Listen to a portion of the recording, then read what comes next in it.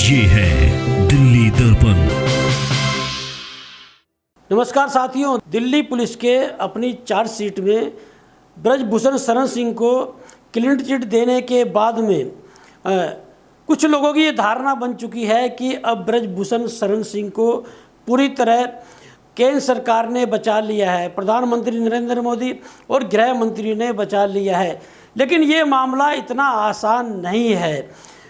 अंतर्राष्ट्रीय पहलवान जो बजरंग पूनिया है, विनेश फोगाट हैं, साक्षी मलिक हैं, पहले ही ऐलान कर दिया था कि यदि ब्रजभूषण शरण सिंह की गिरफ्तारी 15 तारीख तक नहीं होती है तो एक बड़ा आंदोलन होगा देश में।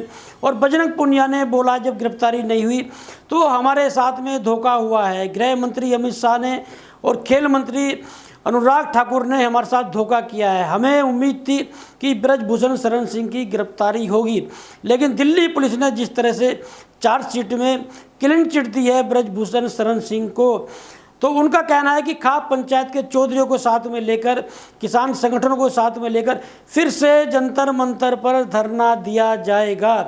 तो देखिए, सरकार भी देखिए कि इधर चार्जशीट में क्लीन चिट दी ब्रजभूषण शरण सिंह को और मामले को तूल पकड़ता देख अब जो पहलवानों पर मामले दर्ज हैं उन्हें वापस लेने की कवायद जो है वो दर्शा रही है सरकार। ये खबर चल चुकी है गोदी मीडिया में कि दिल्ली पुलिस ने अनुरोध भेजा है केंद्र सरकार को कि जो मामले पहलवानों पर दर्ज हुए हैं उन्हें वापस लेने की अनुमति दी जाए।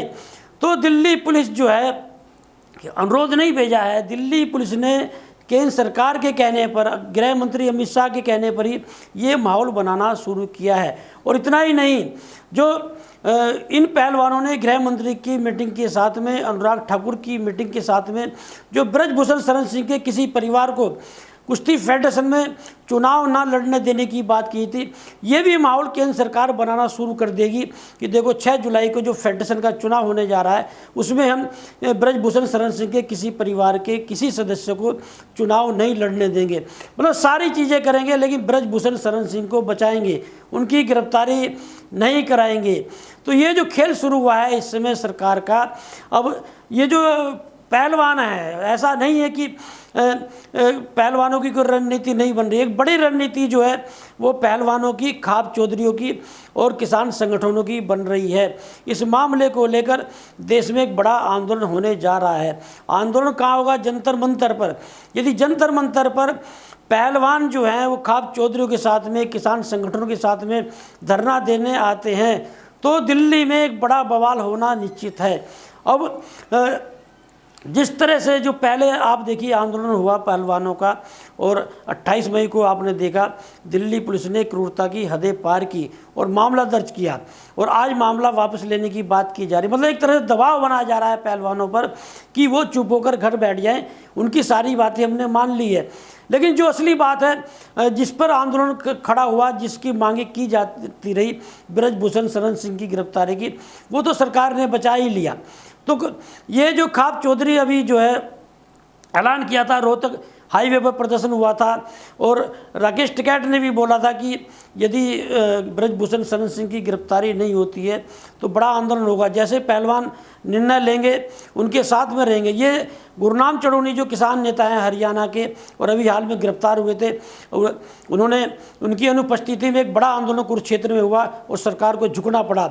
उन्होंने भी ये बोला, सत्यपाल मलिक ने भी ये बोला और जितने खाप चौधरी उन्होंने भी यही बोला कि जैसे पहलवान चाहेंगे वैसा आंदोलन होगा।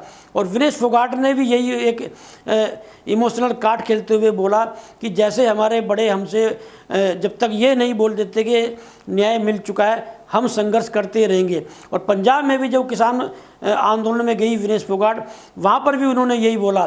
तो जो पहलवान हैं वो खाप चौधरी को लेकर, किसान संगठनों को लेकर एक बड़ी रणनीति बना रहे हैं।